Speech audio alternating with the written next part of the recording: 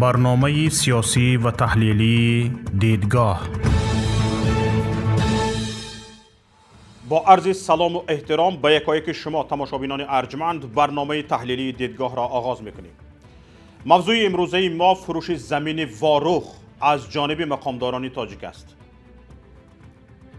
وطن فروشان زمین تلاشی واروخ را $1,000,000 نرخ کردند. همگی $1,000,000. انا نمیخیل. منصبداران تاجیک نه تنها قلمرو کشورشان را که به آنها باور کرده شده است میفروشند، بلکه آنهایی را که میخواهند از مرز و بوم حمایت کنند تعقیب میکنند، سرزنش میکنند، سرکوب میکنند. قرغزها باشند، شورشگران و جنایتکارانی که برای خاک تاجیکستان را به قلمرو کشورشان همراه کردن مساعدت کردند قهرمان دانسته میشوند. باور ندارید؟ بیایید همه با هم این مسئله را دیده میبراییم. تکمه لایک را پخش کنید تا دیگران نیز بیخبر نمانند. مهلت در بازداشت ماندن ساکن واروخ فرقت عبدالفتاح که با درخواست قرغزستان در فدراسیون روسیه جمهوری باشقردستان بازداشت شده بود تا اول ماه می تمدید شد. قضیه فرقت عبدالفتاح که نه مقامات و نه جامعه شهروندی تاجیکستان به آن توجهی چندان ظاهر نمی کنند، می تواند ضربه نوبتی به جان واروخی جفا دیده شود و آخرین سپری آن را بشکند. پس از ثابت شدن اینکه دعوای اولیش بهتان است، جانب قرغزستان دعوایش بر سر ساکن جماعت واروخی اسفره فرقت عبدالفتاح را دیگر کرد. فهمیدند که آن زمانی که قرغزستان دعوا میکرد که این نفر مرز قرغزستان را غیر قانونی شکسته است، عبور کرده است، آن زمان فرقت عبدالفتاح در تاجیکستان نبوده است و هیچگاه مرز را عبور نکرده است. بعد دعوا را دیگر کردند.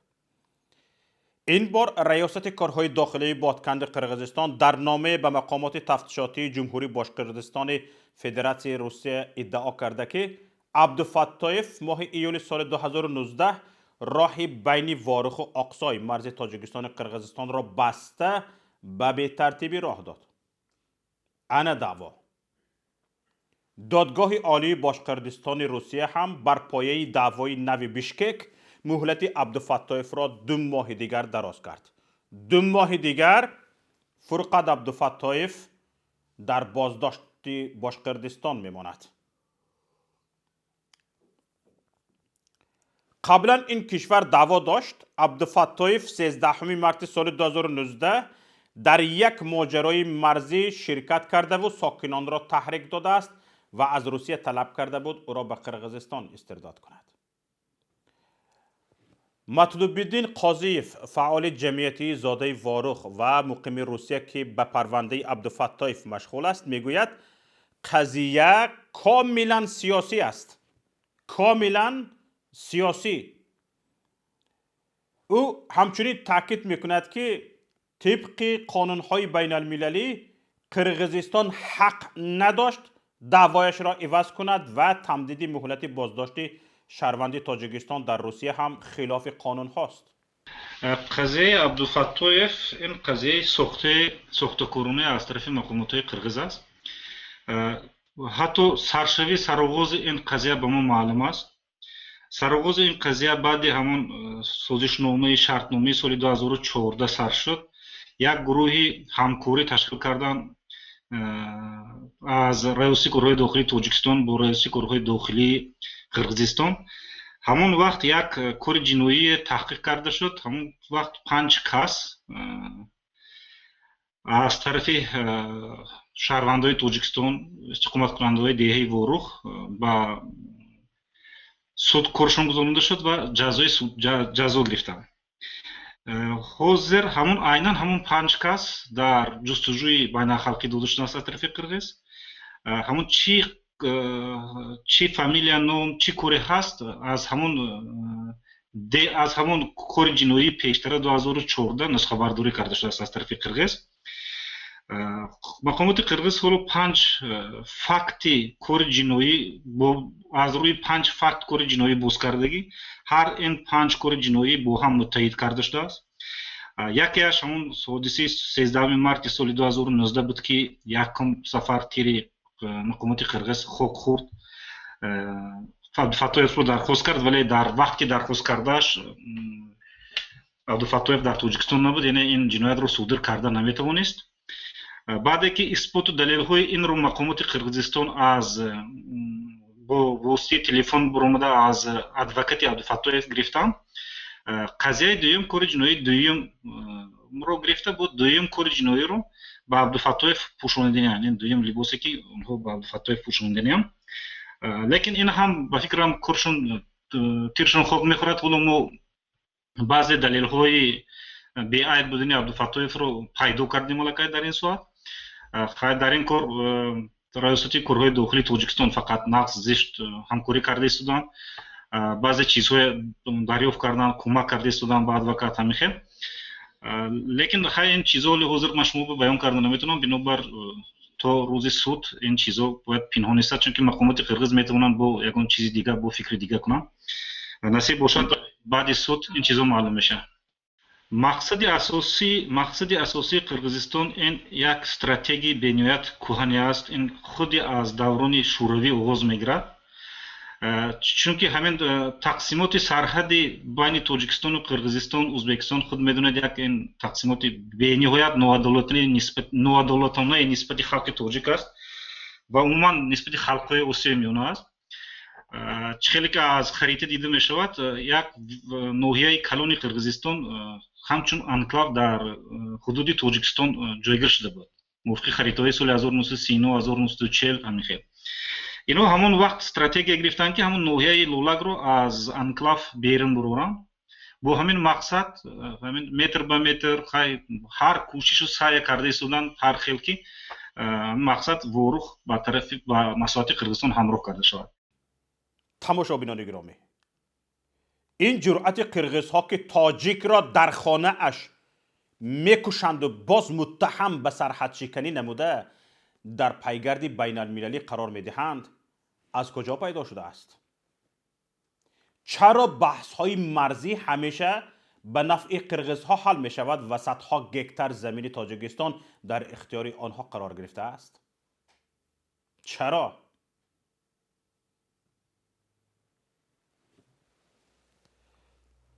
برای آنکه چندی از وطن فروشان ما کیها وارخ را فروختند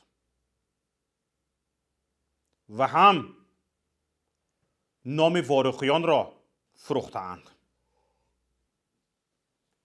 روی خط افرادی که به زمین سرحد تاجیکستان خیانت کرده و به عوض پول یکی از بزرگترین دهه های کشور را به انکلاو تبدیل داده اند طولانی است و موضوع تحقیقات دیگر است که در این باره بدتر صحبت خواهیم کرد، نه در این برنامه امروزه.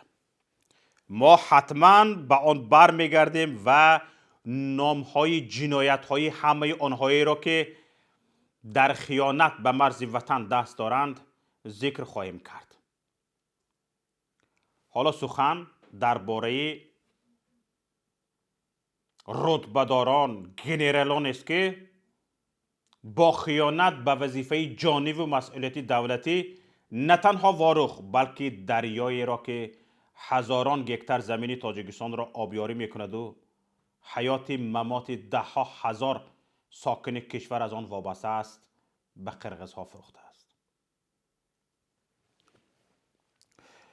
سال 2014 قرغیزها خانه یک ساکنی دهه خواجه اعلی را آتش میزنند. در نتیجه بین ساکنان دو دهه نزد سرحدی زد و خورد به عمل آمده. نظامیان قرغیز وارد بحث می شوند. آنها نه تنها به مردمی بی‌سلاح تاجیک حمله می کنند بلکه آبانبار سرگه آب دریای اسفره استراتژی ترین نقطه منطقه را به دست میگیرند، ضبط میکنند. سرحدبانان تاجیک هم که آن زمان ظاهرا قماندانهای بناموسی داشتند، به نظامیان قرغیز حمله کرده آنها را به آن سوی سرحد میرانند. تمامیت ارضی کشور برقرار کرده می شود. تیرپارانی دو جانبه به زخمی شدن چند نفر از جانب تاجیکستان و مرگ چند نظامی قرغیز تمام می شود. قرغیز ها چیکار میکنند؟ یک جرأت نشان داد، طرف تاجیکستان یک غیرت نشان داد. قرغیز ها با بلند کردن پرچم سفید تسلیم میشوند و درخواست صلح میکنند. این آخرین نزاع سرحدی بود که به نفع تاجیکستان تمام شده بود. اما این پیروزی موقتی بود. تماشاگران گرامی، با همین پیروزی با آخر رسید و دیگر تاجیکان این جرأت را نکردند. بعد این حادثه دو منصبدار والا مقام تاجیک که برای حل کردن این نزاع به سرحد آمده بودند، این پیروزی تاجیکان را نه تنها به شکست تبدیل می‌دهند، بلکه سنگ محکم خیانت به سر تمام وارخیان و اسفرگی ها و هم تمام تاجیکستانیان میزنند. این خیانت گوشنشینی تا حال از نظر مردم کشور پنهان نگاه داشته می شود و عاملان آن صاحبی چندین مکافات و افتخارنامه هم شده اند. اینها کی هستند؟ مرادعلی علی مردانوف، معاون وقت سروزیر، و شیرعلی خیراللایف، یاردمچی پرزیدنت جمهوری تاجیکستان آید به مسئله های امنیتی ملی. اینها از جانب حکومت تاجیکستان برای گفت و شنید با قرغیزها فرستاده شده بودند. اینها همان دو خائنند که واروخ و دریاچه اسفره را به قرغیزها فروختند.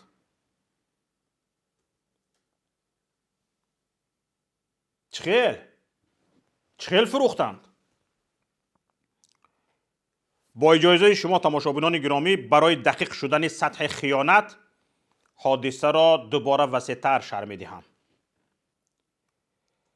قرغیزها با عبور غیرقانونی سرحد، یعنی تجاوز خاک کشور تاجیکستان، خانه ساکنی تاجیکستان را آتش می‌زنند. سپس نظامیان قرغیز به آبانبار حمله کرده آن را همراه به خانه آتش زده ساکنی تاجیکستان از خود می‌کنند. با حمله جوابی سرحدبانان شجاع تاجیک آبانبار دوباره برگردانیده و تمامیت ارضی برقرار می شود. برای بررسی مسئله هر دو جانب، قرغیزها و تاجیکستان، مقامات هر دو جانب منصبداران بلندپایه خود را به سرحد می فرستند. جانب تاجیکستان گنرال سابق وزیر دفاع شیرعلی خیراللایف و معاون سروزیر علی مردانوف را میفرستد و گفت و شنید صورت میگیرد. اما نتیجه گفت و شنید میدانید چی میشود؟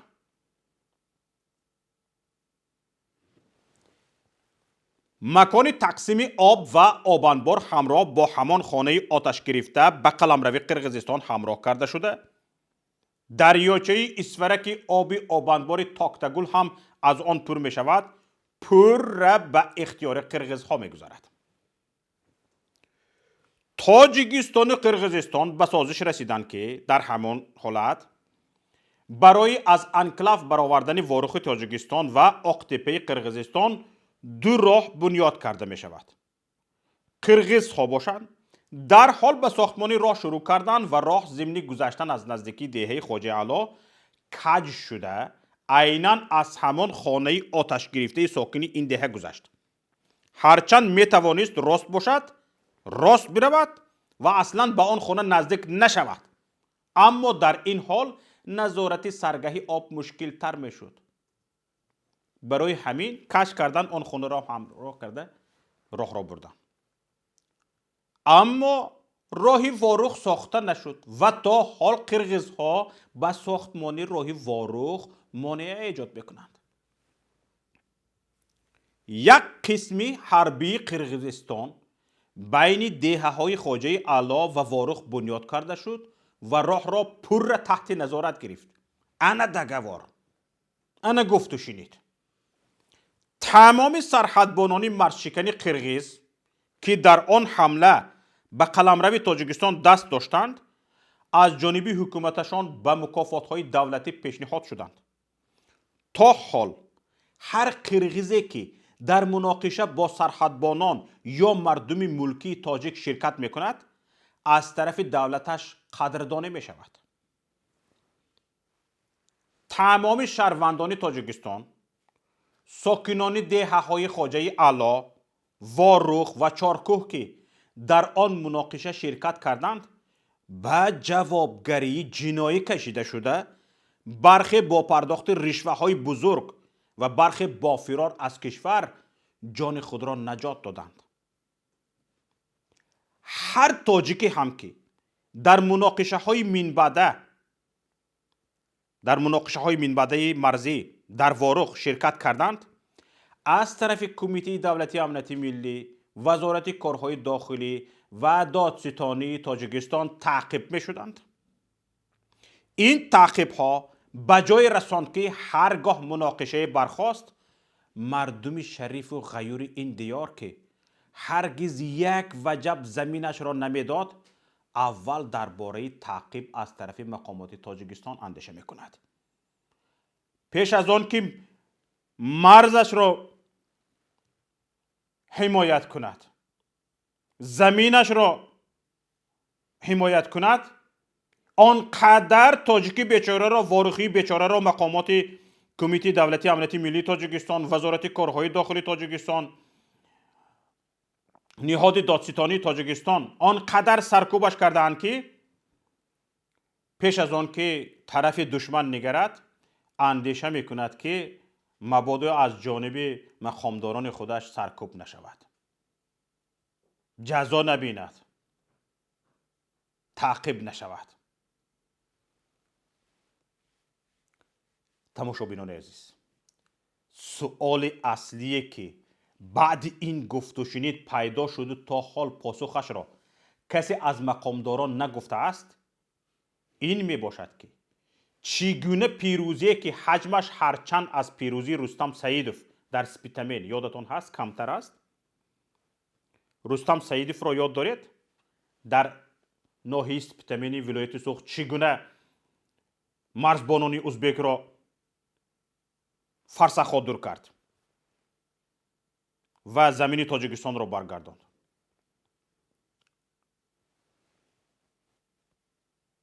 اما اهمیتش هرچند از او حجمش کمتر است لیکن اهمیتش کمتر نیست. برای چی این پیروزی افسران شجاع ما به شرم‌آورترین شکست رسید؟ برای چی این طور شد؟ طبق اطلاع منبع‌های ما در آن گفت و شنید هرچند مقام دولتی مرادالله علی مردانوف بلندتر بوده است، حرف اساسی را از جانب تاجیکستان شیرعلی خیراللهیف میزده است. همچنین منبع‌های ما گفتند که خیراللهیف حدود 6-7 ساعت در مهمانی قرغیزها قرار داشته از آنجا مستی لایقیل برمیگردد. دهنش به گپ نمیبیاد، زبان و آویزان میبیاید. یکی از محافظانش که ظاهراً با فرق از گنرالش ناموس وطنداری داشته بوده است به منبع ما میگوید که گنرال واروخ را فروخت. گنرال واروخ را فروخت.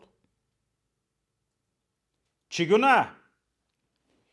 طبق گفته منابع گنرال پالکوونیک شیرعلی خیراللهیف واروخ را $1,000,000 نرخ کرده است.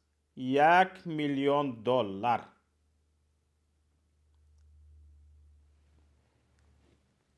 منصبداران تاجیک نه تنها قلمرو کشورشان را که به آنها باور کرده شده است میفروشند، بلکه آنهایی را که میخواهند از مرز و بوم حمایت کنند تعقیب میکنند. با فرق از مقامات قرغز که نه تنها ساکنان خود را دستگیری میکنند، بلکه وارخی و چارکوهی های فعالی را که علیه اصطلاحگری آنها به پا خواستند با هر راه تعقیب میکنند. حالا این تعقیب به سطح بین المللی رسیده است و حدود 20 ساکن وارخ و چارکوه از جانب قرغزستان در پیگرد قرار گرفتند. مقامات تاجیک برای حل این قضیه که آبروی بین المللی تاجیکستان را نیز در معرض خطر قرار داده است تا حال کاری نکردند. شهروند تاجیکستان با درخواست کشور دیگر و غیر قانونی در زندان کشور سوم نگهداری می شود و امکان دارد با به زمین زدن آبروی بین المللی تاجیکستان به آن کشور یعنی به قرغزستان استرداد شود.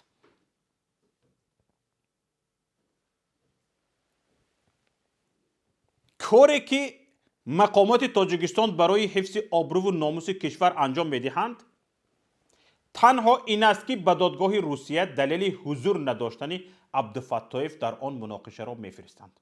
تمام. حالا گفته ایستادن، کار رفته ایستاده است. صدقات آدمگری شوید حکومتداران. این ناموس را به کجا میبرید؟ به نزدیکی چند نفر قرغیز مرز را غیر قانونی عبور کردند. سرحدبانان ولایت سوخت آنها را بازداشت کردند. قرغیزها چیکار کردند؟ آرام نشستند. در مهلت 3 روز به مرز آمدند. از بیشکک، از پایتخت به مرز آمدند. مقامداران تاجیک را به مرز دعوت کردند. به میز گفتگو شیناندند. در مدت 3 روز آنهایی که آن جنایتکارانی که مرز تاجیکستان را غیر قانونی عبور کرده به تاجیکستان گذشته بودند گرفته رفتند. من کشورداری یاد گیرید. شما چی کار کرده ایستاده اید؟ کدام گفتو شنید؟ ببینید شما به کشور سیومی که در آنجا عبدالفتاح بازداشت شده است حجت فرستانیده اید. گفته اید که عبدالفتاح در این کار گناهکار نیست. با همین تمام آخر قرغزستان مگر در دوشنبه در پایتخت تاجیکستان سفارتخانه ندارد؟ چرا سفیر قرغزستان به وزارت کارهای خارجه تاجیکستان دعوت نشد؟ چرا دعوت کرده وضعیت را نفهمانیدید؟ دعوت شدن سفیر به اداره وزارت کارهای خارجی یک عمل جدی است. یک جدیت یک کشور را نشان میدهد. وقتی که به طور کمترین یک کار دیپلماتی همین رو هم نکردید کشورداری کرده چیکار میکنید شما؟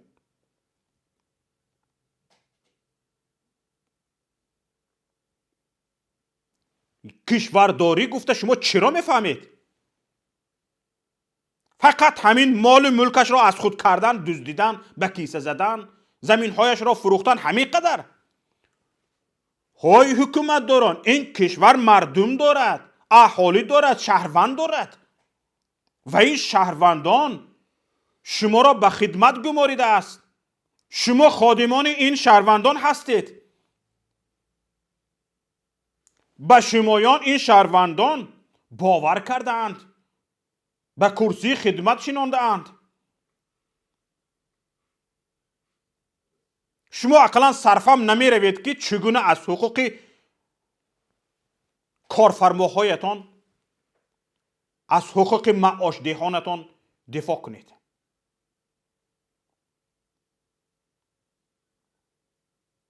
ببینید یک سیاستی، یک سیستمی وکیلی دفاعی حقوق از یک کسی به جنایتکاری متهم شده را ببینید چی خیلی است. تا آخرین حالت یک وکیل دفاعی حقوق از کسی که به جنایت متهم شده است دفاع میکند تا آخرین حالت، تا آخرین قرار سود. حتی بعد قرار سود نیست، شکایت میبرد از بالای قرار سود. شما چی؟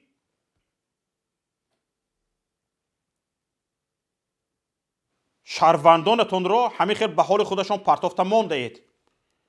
وقتتون نیست.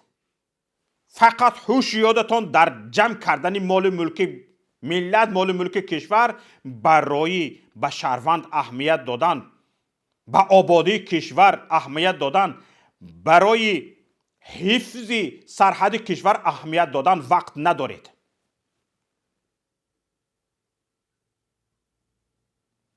حالا وقتی که این گونه کارها می شود، اقلا سفیر قرقیزستان در دوشنبه به سفارت خارجه دعوت نمی شود، بدون شک گفتن ممکن است که اینجا چی کارهای پس پردگی وجود دارد.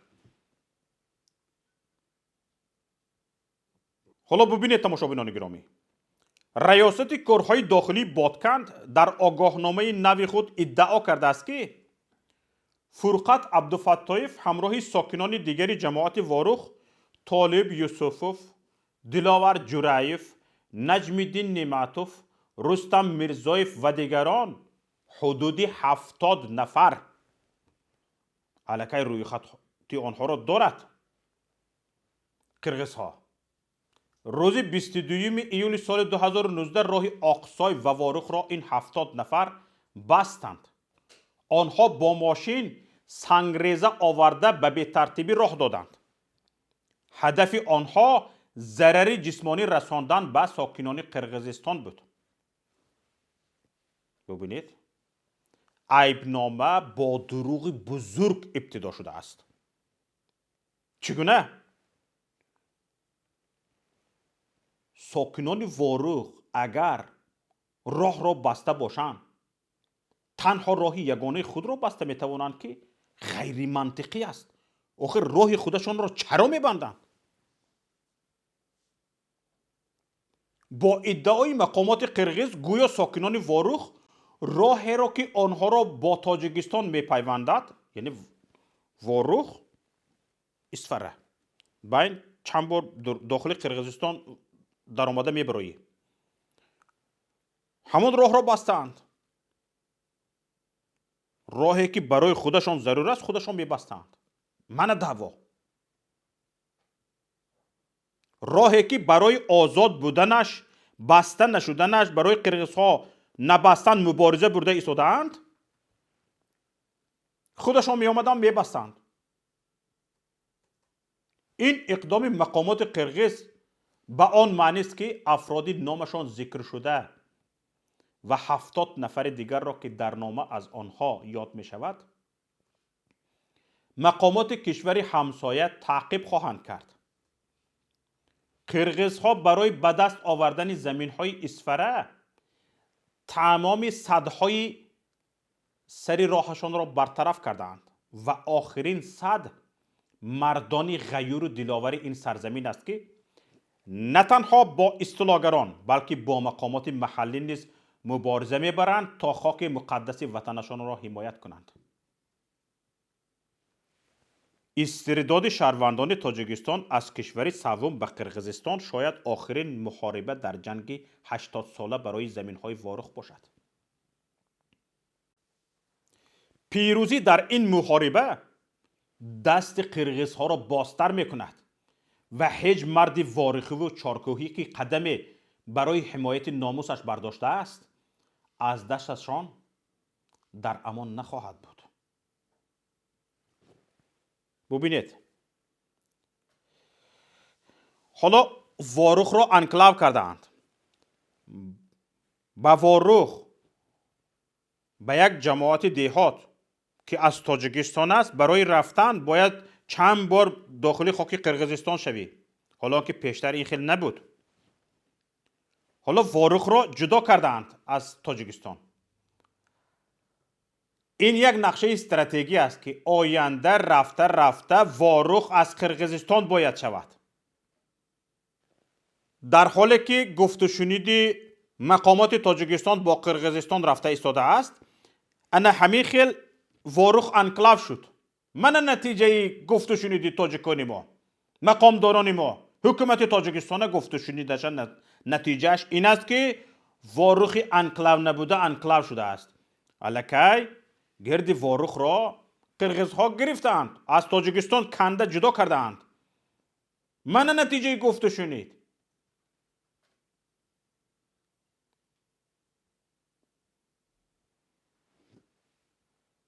مردم شجاع و به ناموس واروخ چارکو 10 ساله هاست که توانسته بودند زمین های خود را با قیمت جان حفظ نمایند.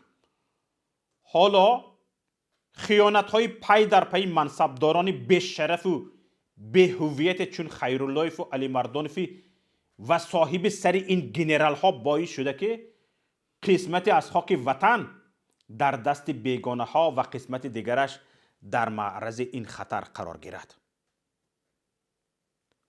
حالا مردان دلاور واروخ با هر راه کوشش میکنند قرقیزها به سرگه دریا راه نیابند، چون در این صورت میتوانند مجرای دریای اسفره را تغییر دهند. آیا وقتی آن نرسیده که مردم خودش به حمایه مرزهایش برخیزد و هم از خائنان پاسخ جنایت‌هایش را سوال کند؟ تماشابینان گرامی،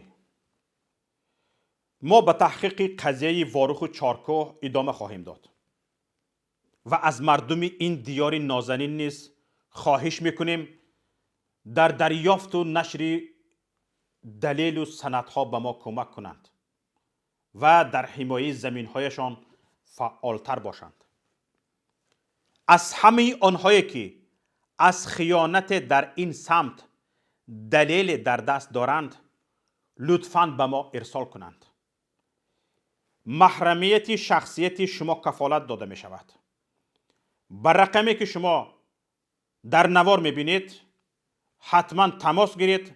توسط تلگرام، وایبر، ایما، واتساپ، هر دلیلی دارید، نوار دارید، معلومات دارید، مرحمت بفرستید. این بود برنامه امروزه دیدگاه. تماشاگران گرامی، خودتان و اهلتان را احتیاط کنید. خداوند به یکایکی من و شما نصیب گرداند که هر یک وجبه زمین کشور را سربلندانه محافظت کنیم. به حق هیچ کسی حق ندهیم که یک ذره خاک وطن را به کسی بدهد. سلامت و سربلند و پیروز باشید. السلام علیکم و رحمت الله.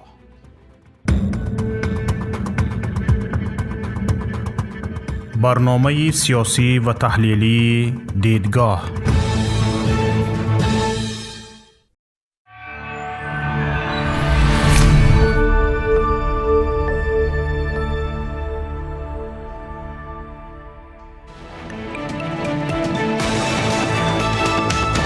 رادیوی پیام، در فضای سیاست صدای جدید. رادیوی پیام، علم، فرهنگ، نوید.